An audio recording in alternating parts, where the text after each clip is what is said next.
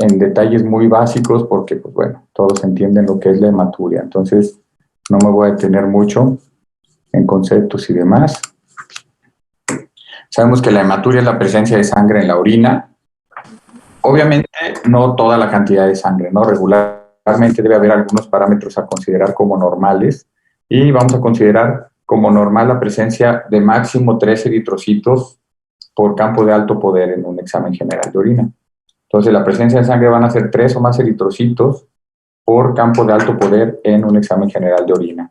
Existe una prevalencia del 2.5% de la población adulta que va a tener más de 3 eritrocitos por campo en su examen general de orina y no necesariamente va a ser algo anormal. Vamos a tener que ser una prevalencia de adultos que normalmente van a tener un filtrado glomerular que permita el paso de más de 3 eritrocitos sin que eso represente un problema. ¿Ok? Va a haber diferentes orígenes de la hematuria. Vamos a ver la forma en la que nosotros podamos definir, ¿no? Si viene del riñón, si viene de la vejiga, si viene del uréter o de la uretra incluso. Lo que sí tenemos que hacer es identificar cuando realmente es hematuria, ¿no? Hay que saber diferenciar o distinguir la hematuria de la uretrorragia o incluso el sangrado transvaginal. Es muy común que nos manden a hablar porque están evaluando a una mujer y sale el examen general de orina con eritrocitos. Ya cuando vamos y la revisamos resulta que está en su periodo o trae un sangrado transvaginal que no lo habían detectado, que no lo habían indagado, ¿no? O la uretrorragia. La uretrorragia es el sangrado de la uretra, no es hematuria.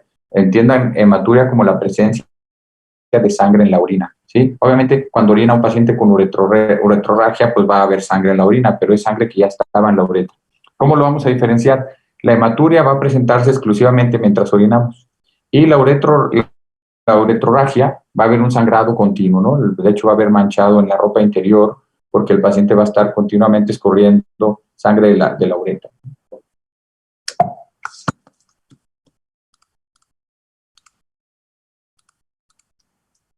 Va a haber varios tipos, o dos tipos en general. Vamos a tener la hematuria macroscópica y la microscópica. Pero yo creo que su nombre lo tiene muy claro. Microscópica solo la detectamos en el examen general de orina y son 3 o más eritrocitos por campo. Y macroscópico es la coloración típica de la orina, ya sea marrón, ya sea rojo, rosado, la simple presencia de un color que nos haga ver la presencia de sangre o no. Entonces, la hematuria va a ser macroscópica o microscópica. El grado o la intensidad de la hematuria no nos va a reflejar para nada la intensidad o la severidad de una enfermedad. Podemos tener una hematuria así de severa y ser simplemente una cistitis, a veces ni siquiera una infecciosa, ¿no? Una simple cistitis hemorrágica, y podemos tener una hematuria microscópica y ser un cáncer muy avanzado, ¿no? Entonces, la intensidad del sangrado no va en relación con la gravedad de la patología. Por consiguiente, cualquier hematuria tenemos que estudiarla, pues ahora sí que con la misma intensidad o con la misma profundidad, independientemente del grado de sangre que se encuentre en esta orina, ¿no? Vamos a ver, por ejemplo, desde el punto de vista renal, cuáles son las posibles causas de hematuria. Pues lo que más le preocupa a la gente siempre es el cáncer, ¿no? Entonces, una neoplasia es una posibilidad muy alta, ¿no? Tenemos las causas traumáticas, ya sean contusiones, ya sea algún golpe, algún accidente automovilístico, un cálculo, pues genera un traumatismo en el sistema colector, o la presencia de heridas por arma de fuego o por arma blanca. Va a haber también causas tóxicas, como la presencia o el uso de anticoagulantes, de medicamentos como las ciclosporinas, canamicinas, sulfamidas, por mencionar algunas, ¿no? También causas infecciosas, la pielonefritis a veces puede causar hematuria, sobre todo cuando es una pielonefritis muy crónica o prolongada con un mal tratamiento que genera algo que llamamos necrosis papilar renal, que nos puede generar sangrado. Causas hemorrágicas propias por angiomas, coagulopatías. La necrosis papilar renal también por el uso crónico de AINES, por ejemplo, pueden generar sangrado. Y hay causas intrínsecas, que estas son causas en las que no estamos involucrados los urólogos, ¿no? Que sean las enfermedades tubulointersticiales o las glomerulares, ¿no? Esas son competencia, pues, meramente del nefrólogo. Entonces, si se fijan nada más desde el riñón, las posibilidades son inmensas, ¿no? Así nos vamos con el uréter, también tenemos una gran cantidad de posibles causas de hematuria, lo mismo la vejiga, lo mismo la próstata, la uretra, etcétera. Entonces, causas posibles son muchísimas. La mayoría de los libros las refieren en renales y posrenales, ¿no? Entonces, las renales son aquellas del riñón y por renales, uréter, vejiga, uretra y próstata. ¿Cómo hacemos el diagnóstico? Pues bueno, primero lo vemos, ¿verdad? Entonces, vemos la orina roja y pues lo sospechamos al menos. Eso es una sospecha diagnóstica. Recuerden ustedes que no toda la orina roja es hematuria. ¿Qué más nos puede teñir la orina de rojo? Pues algunos medicamentos, algunos alimentos y otras patologías. Por ejemplo, la presencia de uratos, las porfinurias, las anilinas, medicamentos como nitrofurantoína, laxantes, rifampicina, algunos alimentos como pues, el betabel, algunos colorantes de los medicamentos o de los alimentos, perdón. Alguna vez consumí yo un frappé de frutos rojos, estaba muy rojo, no me acuerdo dónde andaba yo vacacionando y al momento de ir a orinar, rojísima la orina, ¿no? En un momento me asusté y dije, ¿por qué estoy con hematuria? Pero ya después que mi esposa que tomó uno similar me dijo que también orinó rojo, dije, pues a lo mejor el colorante que le pusieron a eso. Entonces hay colorantes en la dieta que puede también llegar a afectar con la orina, ¿no? ¿Qué hacemos nosotros? Pues queremos llegar al diagnóstico. Lo primero es saber, ¿tiene o no tiene hematuria? Entonces, una herramienta que tenemos muy rápida son las tiras reactivas, el famoso Combur que tenemos ahí en urgencias o en los consultorios, que es la tirita con cuadritos, pintamos ahí los cuadritos y vemos si hay o no la presencia de hemoglobina, que recuerden ustedes que esa tirita nos da reacciones cruzadas con algunas otras proteínas o con algunas otras sustancias, ¿no? Por ejemplo, algunas otras proteínas de la familia de las globinas, como la mioglobina, por mencionar algunas, a veces la misma albúmina nos puede dar una reacción cruzada. Entonces, el hecho de que la tira nos diga que hay hemoglobina positiva no siempre es indicativo de sangre, ¿verdad? Pero al menos nos genera más sospecha diagnóstica. Lo que finalmente nos va a dar el diagnóstico es el sedimento urinario. Eso lo hacemos en el examen general de orina. Recuerden ustedes que el examen general de orina nos reporta dos partes. La primera parte es el simple resultado de una tirita, que si el pH, que si glucosa, proteínas, albúmina, bla, bla, bla, nitritos, todo eso lo hacen con una tirita. Ya la segunda parte, que es la presencia de leucocitos, eritrocitos, bacterias, cristales, eso es lo que ven al centrifugarla y eso es lo que nos interesa. A veces vemos un examen general de orina y dice hemoglobina 2 cruces, luego bajamos y dice eritrocito 0. Pues esa hemoglobina no es real, ¿verdad? Entonces debe haber alguna proteína o algo que hizo alguna reacción ahí cruzada y pintó el cuadrito de la hemoglobina. La presencia de eritrocitos es lo que verdaderamente nos va a definir si existe o no una hematuria en ese paciente.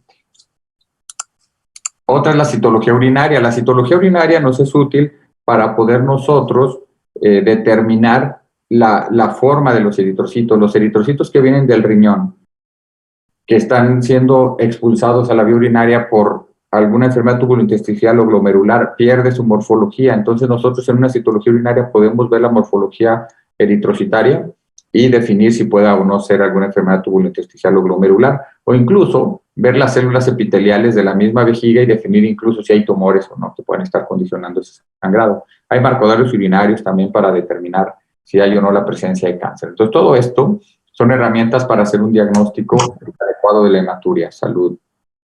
Entonces, esta es la famosa tirita reactiva que yo les mencionaba, ¿no? Una tirita negativa, este es el cuadrito que nos va, o el reactivo, que nos va a dar la sospecha o no de hematuria, ¿no? Así es como se ve negativo. Acuérdense ustedes que lo comparamos con esta tira. Este sería negativo, este sería trazas y este sería francamente positivo, ¿verdad? Son un ejemplo de las variaciones que puede haber, ¿no? Recuerden, esto no es igual a hematuria, es una alta sospecha, ¿verdad? Lo que nos da si hay hematuria o no es el examen general de orina. Entonces, siguiendo con el diagnóstico, pues nuestra principal herramienta en cualquier patología es la historia clínica. Entonces, tenemos que hacer la historia clínica que ustedes siempre realizan, ¿no? Con antecedentes heredofamiliares, personales no patológicos, que si fuma, no fuma, que a qué se dedica, que si tiene casa de ladrillo, de paja, bueno, todo lo que ustedes siempre preguntan en una historia clínica, que sí tiene importancia en cuestión de factores de riesgo, siempre hay que preguntarlo. Aquí me enfoco mucho a las posibilidades de hematuria. Por ejemplo, tenemos que indagar sobre contusiones. ¿Dónde serían? En la fosa renal, en la región suprapúbica o en el área genital, ¿no? Que nos pudieran dar sangrado. Heridas en esas mismas zonas. Antecedentes de cáncer, litiasis o instrumentación de la vía urinaria del paciente, si antes tuvo cáncer de alguna parte de la vía urinaria o si le colocaron una sonda o les metieron una camarita porque tenía una piedra, etc., ¿no? Antecedentes familiares de nefropatías hereditarias o enfermedad poliquística. Y un detalle importante sobre la anamnesis de la hematuria es cuestionar sobre en qué momento del chorro de la orina se presenta o del flujo de la orina se presenta el sangrado. Si es inicial, si es toda la orina o si es solo al final de la micción. ¿Cuál es una hematuria inicial? Aquella que sucede desde que empieza, en el momento en que empieza la orina. Conforme avanza la micción se va aclarando y termina la orina clara, ¿no? Entonces empieza roja y termina completamente clara. ¿Qué es lo que pasa aquí? Vamos a hacer un poco de recordatorio de la anatomía. Hay que recordar que la uretra se divide en varias partes, en la mujer en 3, en el hombre en 4. En la mujer se divide en 3 tercios, ¿no? Tercio distal, medio y proximal. En el hombre se divide en uretra peneana, vulvar, membranosa y prostática. Todas estas de afuera hacia adentro, ¿no? Recuerden ustedes que la vía urinaria tiene 2 esfínteres, el esfínter uretral interno y el esfínter uretral externo, ¿sí? Entonces, el esfínter uretral interno es el cuello de la vejiga y el externo en el hombre está en la uretra membranosa y en la mujer está en el tercio medio de la uretra. Entonces, cuando hay un sangrado que se encuentra entre ambos esfínteres, se está conteniendo ahí la sangre, no está escurriendo por la uretra, por consiguiente no tiene uretrorragia y no se está mezclando con la orina, por lo que la orina está clara. Entonces, en el momento en que el paciente va a orinar, abre ambos esfínteres, lo primero que hace es expulsar la sangre que estaba ahí contenida, y por eso al inicio es roja, y conforme va progresando la micción, se termina aclarando esta orina, ¿no? Entonces es típica de un sangrado por debajo del cuello de la vejiga, ¿sí? ¿Qué hay ahí? Pues está la próstata, la uretra prostática. Entonces este es un típico sangrado de un arrastre de la orina contenida ahí. Perdón, que es que están entrando y saliendo unos de ustedes y tengo que estarlos aceptando, no sé qué pasa, pero bueno. ¿Qué puede condicionar estos sangrados? Pues tumores, cuellos vesicales edematosos, próstatas muy grandes, la presencia de cuerpos extraños, son las principales causas de una hematuria inicial. Entonces, si nosotros le preguntamos al paciente en qué momento de la micción se presenta el sangrado, ¿al principio, toda la orina o solo al final? Si nos dice al principio, en nuestra cabeza debemos de empezar a pensar, ok, puede tener un tumor en el cuello de la vejiga o en la próstata, un cuello de la vejiga inflamado, un cuerpo extraño que puede ser un lito, o una próstata muy grande. Ahora, ¿qué pasa con la hematuria total? Empieza roja y termina roja. Esas son un poco las más complejas y al final todas las hematurias terminan siendo totales, ¿verdad? Al final se termina mezclando la sangre con la orina. Pero bueno, estos tienden a ser cualquier sangrado por arriba del cuello de la vejiga, sangrados de mayor intensidad, lo suficiente para pintar la orina. Sabemos que una micción se puede pintar hasta con 3, 4 gotitas de sangre, ¿verdad? Pero ya que sea más intenso, el que esté pintada nos habla de una intensidad un poco mayor. Se está mezclando la sangre con la orina mientras se está llenando la vejiga. Eso es lo que regularmente sucede. Son sangrados de la vejiga, del urétero, del riñón, ¿no? Todo aquello que esté por encima del cuello de la vejiga. Ahora, ¿qué pasa con la hematuria terminal? Resulta que el paciente empieza a orinar claro y al final, ya sea la última parte de la orina es roja o las últimas gotitas, o termina de orinar y vuelve a pujar y ya lo que roja es sangre, ¿no? ¿Qué sucede ahí? Resulta que la vejiga es muy friable cuando está inflamada, su mucosa cuando está inflamada sangra muy fácilmente, ¿no? Al igual los tumores de la vejiga flotan en la orina como algas, ¿no? Entonces, también son muy friables. Si hay una vejiga inflamada, ustedes imagínense las paredes de la vejiga separadas entre sí cuando está llena la vejiga. En el momento en que orina, se acercan a sí mismo y hay veces que hay una fricción entre ellas. Esa fricción puede generar un sangrado de la mucosa edematizada. Entonces empieza a expulsar la orina, que es clara, clara, clara, y al momento en que hay fricción en sus paredes, sangra y empieza a pintarse o al final expulsa esas gotitas de sangre.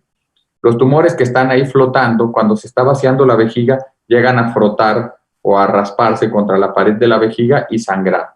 Entonces son sangrados típicos de mucosas vesicales inflamadas o algunos tumores vesicales, ¿sí?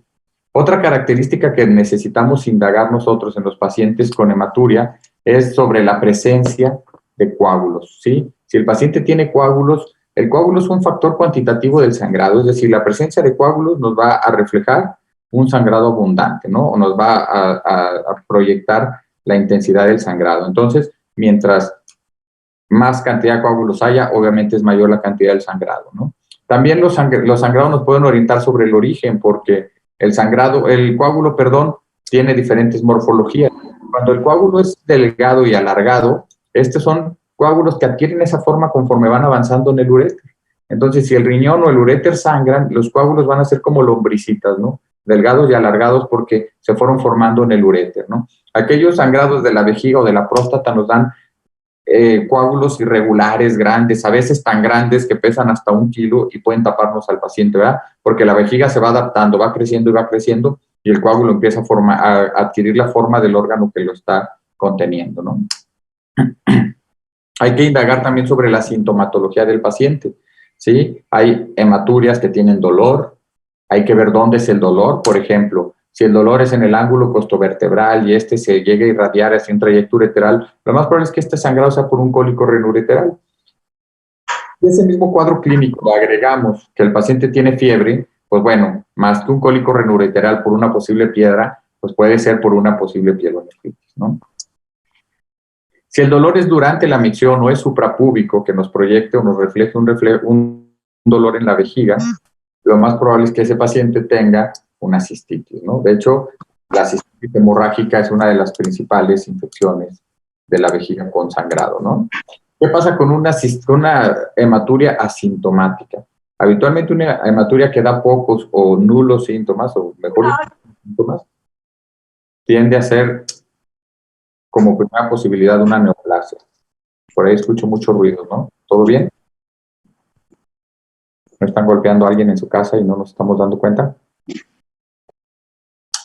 Bueno, otra cosa que hay que indagar es la duración de este sangrado, ¿no? Hay hematurias que son fugaces y hay hematurias que son persistentes o prolongadas, ¿no? Cada una nos va a dar diferentes posibles causas. Las hematurias fugaces o intermitentes habitualmente van a relacionarse mucho con neoplasias, ¿no? Que no sangran siempre o en todo momento, que siempre hay algo que las hace sangrar. Y las que están continuas o prolongadas se relacionan más a traumatismos o infecciones, ¿no? O ya sería que si un tumor se infectó o se traumatizó, pues el sangrado va a ser ya prolongado o persistente, ¿no? Ahora bien, cuando vemos a alguien con hematuria, tenemos que imaginarnos este esquema, ¿no? Vemos todas las posibles causas de hematuria, desde tuberculosis renal, piedras, tumores, en cualquier parte de la vía urinaria, riñón, uretero, vejiga, próstata o incluso uretra, ¿no? Traumatismos, infecciones, tumoraciones, litiasis, inflamaciones, etcétera. Entonces, vean ustedes la gran posibilidad de orígenes de una hematuria. Entonces, nuestra obligación es empezar a depurar. Entonces, ¿qué pasa? El paciente tiene hematuria inicial, vamos a pensar en esta zona, nada más, ¿no? Desde el cuello de la vejiga al esfínter uretral externo. Tiene hematuria total, pues de aquí para arriba, ¿verdad? Casi siempre descartamos un poco la próstata. Y si tiene terminal, pues vamos a pensar en tumores o inflamaciones de la vejiga, o algunas piedritas también pudieran inflamar la vejiga y generar hematuria. Entonces, hematuria terminal casi siempre es la vejiga. Hematuria inicial habitualmente es la próstata. Tenemos obviamente que hacer una exploración física. Recuerden ustedes que la exploración física es nuestra herramienta más útil, ¿no? Entonces, nos va a afinar mucho la posibilidad de hacer un diagnóstico lo más certero posible, ¿no? Hay que hacer una palpación renal. Recuerden ustedes que la exploración física, pues el riñón no lo podemos auscultar, no lo podemos inspeccionar porque no lo vemos, no lo podemos percutir porque tiene músculos o intestinos antes de él. Entonces, lo único que podemos intentar hacer es palparlo. Hay varias técnicas. Ustedes recordarán en propedéutica la de Glenard, la de Guyen, la de Israel, que todas son técnicas bimanuales, ¿no? En términos generales, con la mano izquierda en el ángulo costovertebral y la derecha en el hipocondrio, empujamos la mano izquierda hacia arriba y debemos de sentir el rebote del polo inferior o del riñón en nuestra mano derecha, ¿no? Esa es la forma de la revisión bimanual, ¿no? Que ahí debería decir bimanual, no bimanial. Pero bueno, el Giordano, recuerden ustedes que es una puñopercusión en el ángulo costovertebral. Esa puñopercusión, lo único que nos dice cuando está positivo es que la cápsula está irritada. Puede ser una infección, puede ser una inflamación del riñón. Tenemos puntos dolorosos en la palpación abdominal. Recuerden ustedes los puntos dolorosos renales que están sobre la 12ª costilla, los puntos dolorosos ureterales que están en el borde externo del recto anterior del abdomen, el superior en una línea que cruce la región umbilical o el ombligo, donde se cruzan ambas líneas, es el punto ureteral superior. El punto ureteral medio en el borde externo del recto anterior, donde se cruza con una línea que une ambas espinas ilíacas, y el punto uretral inferior en los bordes laterales del cérvix o de la próstata en tacto rectal o vaginal, ¿no? Digo, no me detengo mucho en lo que se supone que ya saben. Entonces, en cualquier hematuria hay que hacer tacto vaginal o rectal. Buscamos los puntos ureterales inferiores, buscamos algún tumor vesical que pudiera tener fija el cérvix o incluso algún tumor cervicuterino que pueda estar infiltrando a la vejiga o algún tumor de la próstata o el recto que pudiera estar generando hematuria por infiltración a la vejiga o por sangrado propio de la próstata, ¿no?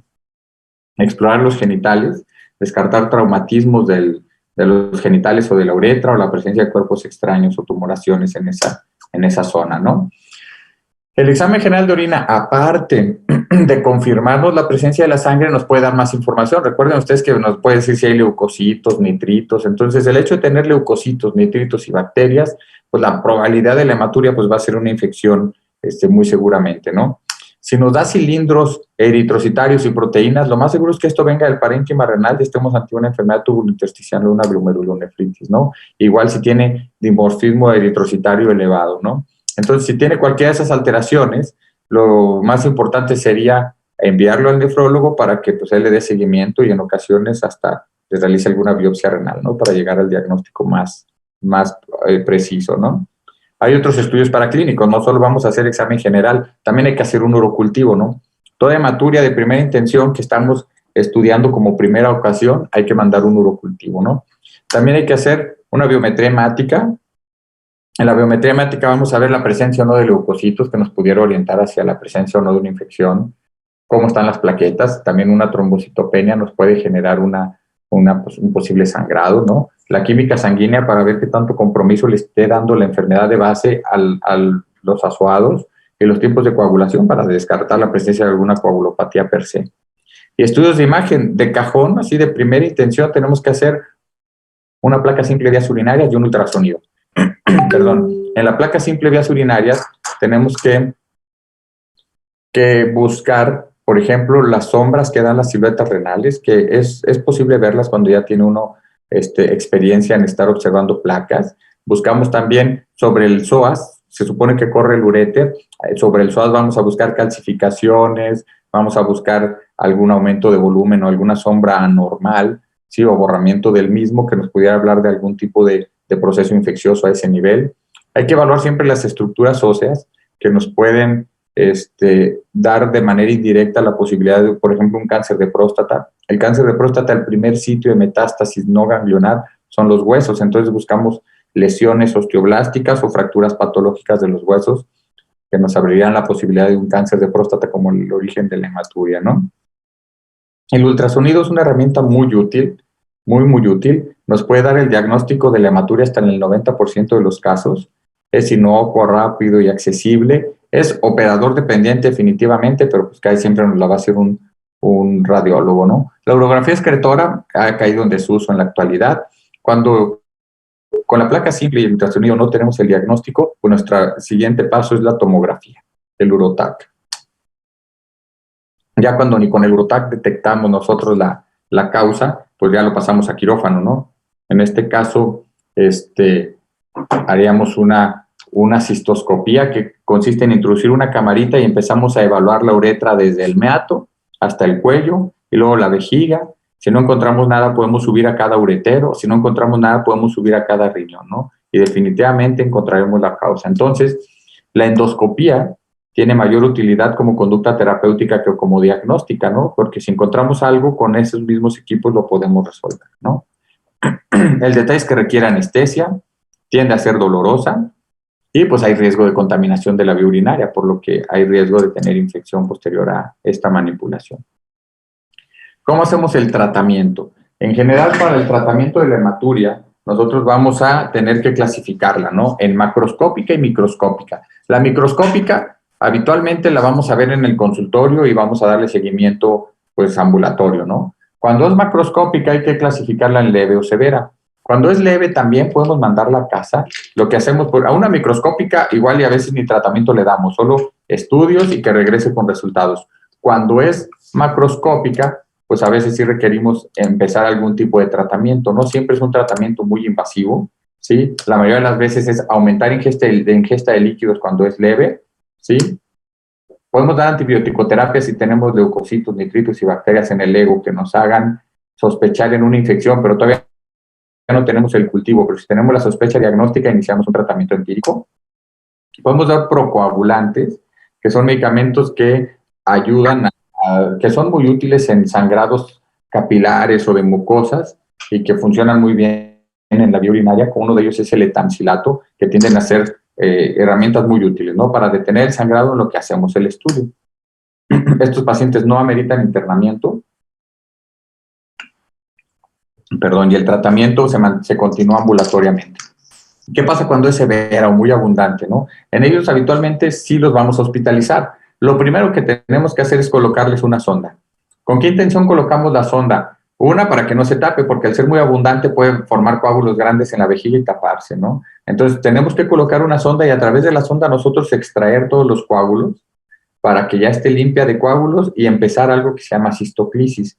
Cistoclisis consiste en empezar a instilarle líquido que se va a mezclar con la orina, diluyéndola de tal manera que no va a formar coágulos y que ese líquido que vamos nosotros a introducir va a estar frío, lo que va a hacer que esos sangrados capilares por el frío se puedan llegar a bloquear, ¿no? A limitar. Entonces, una hematuria le ponemos una sonda. La sonda debe ser lo más grueso posible, 22 o 24 French, y ser de 3 vías porque vamos a colocar cistoclisis, ¿no?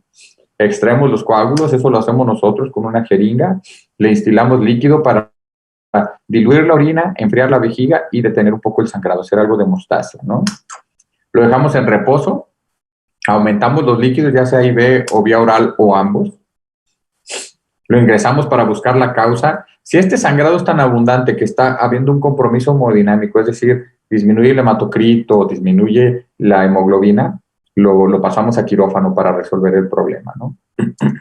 Así es como en general vamos a abordar nosotros una hematuria, ¿sí? Como resumen ya final de la hematuria, vamos a imaginarnos, ¿no? Habitualmente la hematuria pues llega por urgencia, ¿no? Sobre todo la macroscópica. Pero si hablamos de hematuria, la vamos a clasificar en macroscópica y microscópica. Ya hablando de su evaluación y manejo, la microscópica, perdón, como no hay repercusión hemodinámica y al paciente no le genera ansiedad y es un resultado de laboratorio que tenemos que evaluar, digo, no hay que perderle el respeto, pero tampoco hay que exagerar, ¿no? Entonces, estos pacientes los estudiamos por la consulta. Sin embargo, cuando es macroscópica, pues sí tenemos que iniciar todo el carruselito de evaluaciones que vimos ahorita. Hay que hacer la anamnesis, toda la historia clínica, indagar en si es inicial, terminal o total. Ya vimos que puede ser prostática, puede ser vesical o puede ser por arriba de la próstata, ¿no? Perdón. Hay que hacer nuestra exploración física, abdominal, ya vimos puntos ureterales, ya vimos palpación renal bilateral, puntos dolorosos renales, el Giordano, en la evaluación lumbar, ya vimos que hay que revisar los genitales, sin excusa alguna, y el tacto rectal o vaginal, ¿no? Para evaluar la próstata, sobre todo, ¿sí? La exploración analítica, esa sangre y orina, la sangre, pues una química sanguínea, una biometría hemática, tiempos de coagulación, examen general de orina y urocultivo. Y la exploración radiológica, de primera intención a todos, radiografía simple de vías urinarias y ultrasonido renal y vesical, ¿no? Y prostático si tenemos sospecha. Si esto no nos da información, una urografía intravenosa que les digo que ya está en desuso, nos iríamos directo a la tomografía, ¿sí? Esto es para hacer el estudio y poder llegar al diagnóstico de la hematuria o al origen de la hematuria. Para tratarla ya vimos que la dividimos en leve o grave. Leve, lo mandamos a casa, aumentamos la ingesta de líquidos y le solicitamos que esté en reposo, ¿no? Y continuamos donde nos hayamos quedado. Si está grave, ya vimos que lo hospitalizamos, le colocamos una sonda para hacer una irrigación y lo dejamos en reposo, aumentamos la ingesta de líquidos o el aporte de líquido intravenoso, ¿no? Si hay una disminución importante del hematocrito, lo pasamos a quirófano para controlar el sangrado y buscar el origen. No sé si tengan alguna duda hasta ahorita.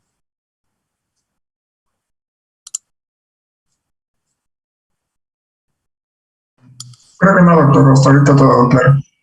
¿Todo en orden? Bueno, entonces, ¿qué vamos a hacer? Les voy a mandar otra liga porque aquí ya me dice que quedan 8 minutos. ¿Sí? Para que veamos ahora hiperplasia prostática. ¿Ok? Entonces voy a salir y ahorita les mando otra liga. Sí, doctor.